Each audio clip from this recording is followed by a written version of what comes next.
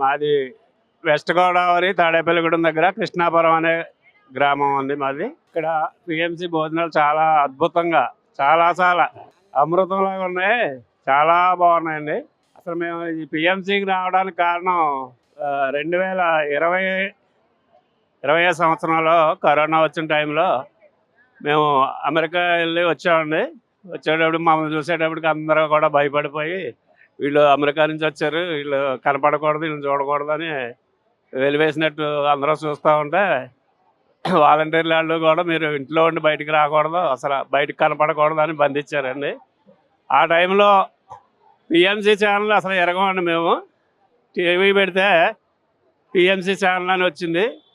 ఆ దాంట్లో వింటూ ఉంటే 40 రోజులు ఇలాగ ధ్యానం చేస్తే మీ జీవితమే మారిపోద్ది, చాలా అద్భుతంగా ఉంటుందని చెప్పారండి.